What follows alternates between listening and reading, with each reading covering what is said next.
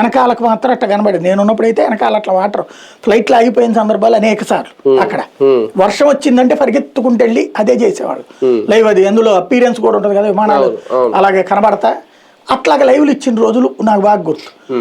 అక్కడ అది లోతట్టు ప్రాంతం, అది పైకి లేపాల.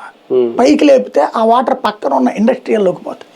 అదంతా ఏంటంటే మీరు అబ్జర్వ్ చేస్తే గాజువాకలో ఎంటర్ అయ్యేటప్పుడు ఉంటుంది, ఇట్లా ఉంటుంది రోడ్డు. ఆ పోర్టుకు వెళ్ళే రోడ్డుకి ఇది లెఫ్ట్ సైడ్కి ఉంటుంది.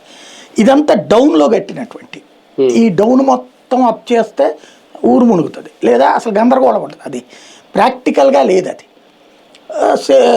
వీళ్ళకి నేవీకి కరెక్ట్ ప్లేస్ అది సెటరేట్ అవుతుంది. ఆ వాటర్ దాంట్లోకి పోకుండా ఎయిర్పోర్ట్లోకి పోకుండా పక్కన కాలువల్లోకి వెళ్ళే ఏర్పాటు ఏదో చేశారు, నడుస్తుంది అది. కానీ ఎక్స్పాన్షన్ కుదరదు అట్లాగా.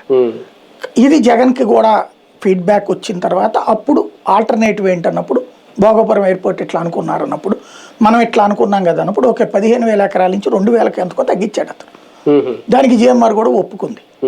ఒప్పుకున్న తర్వాత ఇదంతా దాంతోపాటు ఈ పర్మిషన్ కావాలి. ఇది మూసేస్తాం, దీన్ని నేవీకి వదిలేస్తాం. అది నేవీది యాక్చువల్గా. నేవీ ఎయిర్పోర్ట్లో ఇదివరకు అసలు టైమింగ్ సాయంత్రం పూట కూడా నిల్లు ఎలవు లేదు విమానాలకి. రాత్రి ల్యాండింగ్ ఉండేది కాదు మొదట్లో, ఓన్లీ పగటిపూట మాత్రమే. అది కూడా పగటి కూడా టైం ఉండేది, ఆఫ్టర్ 8 ఎంత ఉండేది.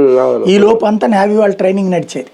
తర్వాత నిదానంగా ఈ మన ఒత్తిడి ప్రభుత్వాల